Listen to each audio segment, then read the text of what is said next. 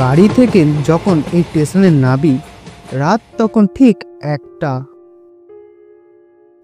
যাত্রীদের স্টেশনে নামিয়ে দিয়ে ট্রেনটা আবার চলতে শুরু করলো। যাত্রী বলতে আমি একাই নেমেছি। সঙ্গে ব্যাগটাকে নিয়ে স্টেশন মাস্টারের রুমের দিকে এগিয়ে গেলাম।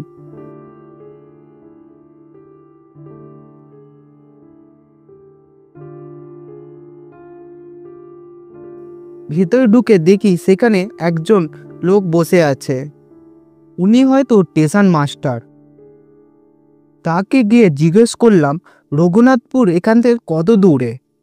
তিনি উত্তর দিলেন, এখান থেকে রঘুনাথপুর 6 কিলোমিটার রাস্তা, কিন্তু এখান থেকে রঘুনাথপুর যাওয়ার কোনো ভ্যান পাবেন না। তাই রাতটা কষ্ট করে এইখানে কাটাতে হবে। তার সাথে কথা শেষ করে ওই রুম থেকে বেরিয়ে পড়লাম।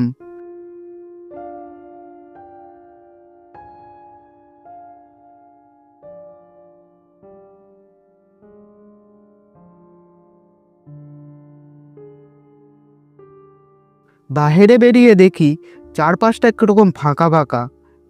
পাশে যাত্রীদের জন্য ওয়েটিং রুম করা আছে। সেখানে গিয়ে একটা চেয়ারের মধ্যে বসলাম।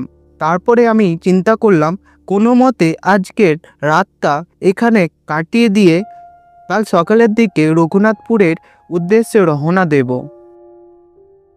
দেয়ালে ঝুলে থাকা ঘড়ির দিকে তাকিয়ে দেখলাম রাত 1:30 বাজে গেছে। চোখে একটু একটু ঘুম ঘুম ভাব, তাই চোখ বন্ধ করে বসে আছি।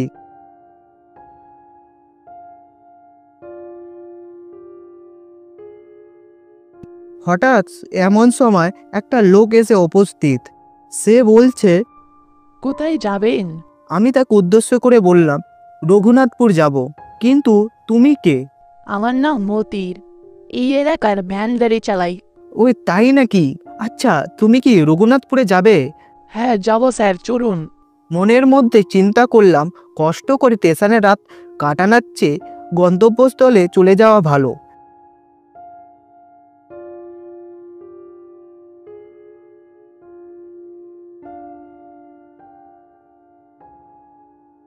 তাই ব্যাগটাকে হাতে নিয়ে বলি, চলো মতির।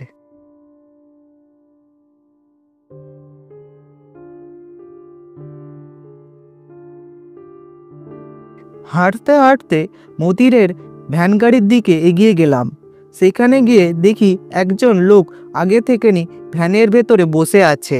লোকটি সমস্ত শরীরে চাদর দিয়ে ঢেকে বসে আছে। চেহারাটা সম্পূর্ণ ভালো করে দেখা যাচ্ছে না। আমি কোনো কথা না বলে লোকটার পাশে গিয়ে বসলাম। তারপরে মতির ভ্যান গাড়ি চালাতে শুরু করলো।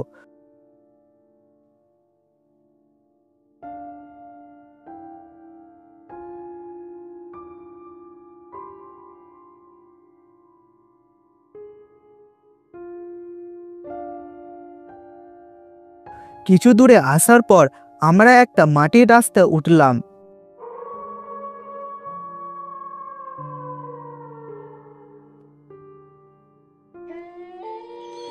সেই রাস্তার দুই পাশে বিস্তর ধান জমি আছে। যতদূর চোখ যায় শুধুই হলুদ হলুদ ধান জমি। মাঝে মাঝে রাস্তার দুই পাশে হালকা হালকা কিছু গাছের দেখা যাচ্ছে। আকাশে হালকা চাঁদের আলো, তাই জন্য চারপাশটা বেশ ভালো পরিষ্কার দেখা যাচ্ছে।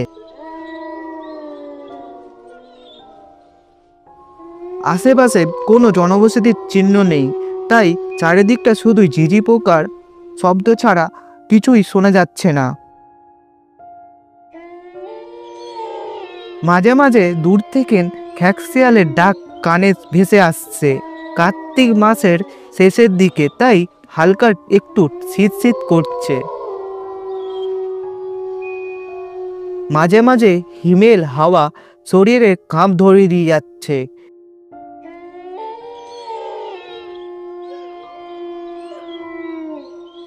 একটু পরে মতির জিজ্ঞাসা করছে, স্যার আপনার রঘুনাথপুরে কে আছে? রঘুনাথপুরে আমার এক বন্ধুর বাড়ি। কিছুদিন পর তার দাদার বিয়ে, তাই ওই বাড়িতে যাচ্ছি। ও আচ্ছা।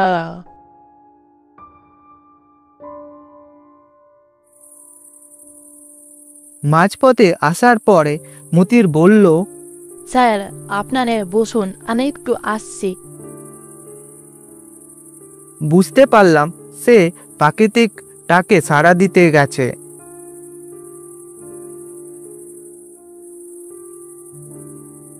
মতির পিছনের দিকে একটু দূরে গিয়ে রাস্তার থেকে নিচে নেমে গেল। তাকে আর দেখা যাচ্ছে না।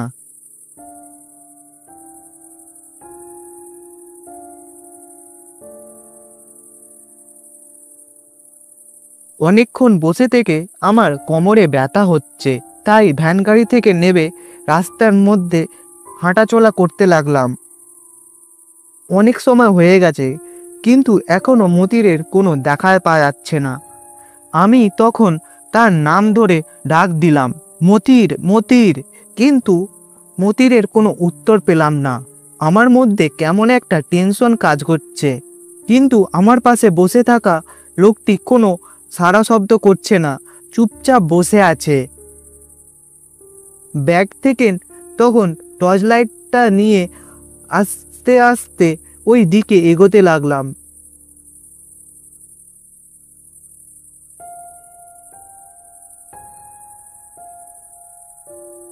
কিন্তু সেখানে গিয়ে কিছুই দেখতে পেলাম না।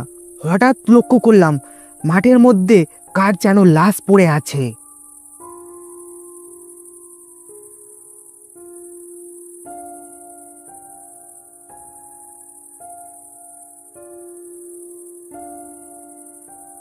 কাছে গিয়ে দেখি এটা মতিরের লাশ। কে যেন তাকে গলাটা কেটে হত্যা করেছে, আর তার রক্ত মাঠের মধ্যে পড়ে পুরো জায়গাটা লাল হয়ে গেছে। এমন সময় লক্ষ্য করলাম ধান ক্ষেতের মাঝখান থেকে কিছু একটা শব্দ আসছে। এক সময় শব্দের তীব্রতা বাড়তে থাকে। এমন সময় বুঝতে পারলাম ধান ক্ষেতের ভেতর দিয়ে কিছু একটা এদিকে আসছে। ভয়ে তখন আমি দৌড় দিলাম ভ্যান গাড়ির দিকে।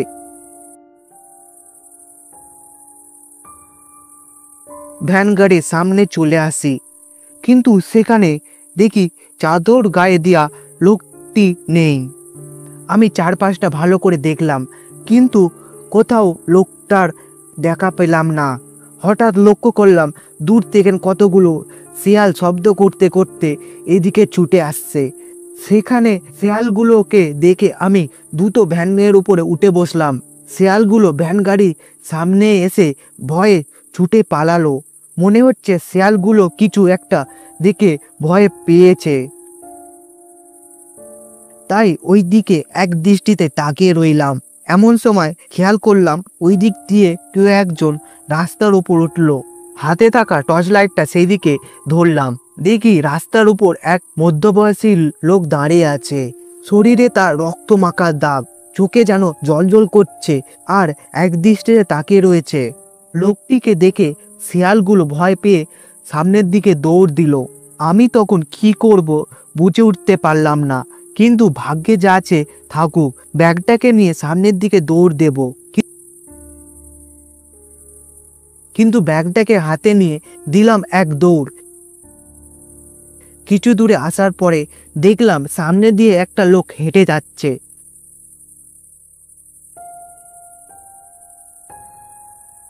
দ্রুত তার কাছে গেলাম। কাছে গিয়ে দেখি ইনি ভ্যানে সেই চাদর গায়ে দিয়া লোকটি। তাকে দেখে কিছু একটা সাহস পেলাম। লোকটিকে বললাম, দাদা, আপনি হেঁটে চলে এসছেন? ওইদিকে কে যেন মতির ড্রাইভারকে খুন করেছে। লোকটি গম্ভীর গলায় উত্তর দিচ্ছে। ও তাই নাকি? এই প্রথম লোকটির গলা আওয়াজ শুনতে পেলাম, কিন্তু আওয়াজটি আমার কাছে কেমন পরিচিত মনে হচ্ছে। মনের মধ্যে কেমন একটা খটকা লাগছে। তাই লোকটিকে বললি, দাদা, আপনি চাদর দিয়ে এভাবে মুখটা ঢেকে রেখেছেন কেন? আপনি কি আমার চেহারাটা দেখবেন? আমার কথা শেষ হওয়ার পরে লোকটি তার মুখ থেকে চাদর সরালো। চেহারাটা দেখে আমি হতভম্ব হয়ে গেলাম। এটা কিভাবে সম্ভব? একটু আগে মারা যাওয়া মানুষটি বেঁচে উঠল কিভাবে? আমার মুখ থেকে তখন আর কোনো কথা বেরোচ্ছিল না। এক সময় মনে হচ্ছে শরীর দুর্বল হয়ে আসছে আর আমি জ্ঞান হারিয়ে ফেলি। তারপরে আমার কিছু মনে নেই।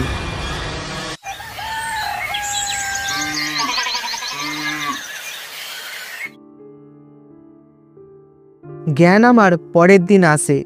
আমার বন্ধুসহ তার পরিবারের লোকজন চারিপাশে দাঁড়িয়ে আছে। তখন তাকে সমস্ত কথা বললাম। তারা কথা শুনে অবাক হয়ে গেল। বন্ধুর দাদা বলছে, এটা প্রতিদিন রাতে হয়ে আসে।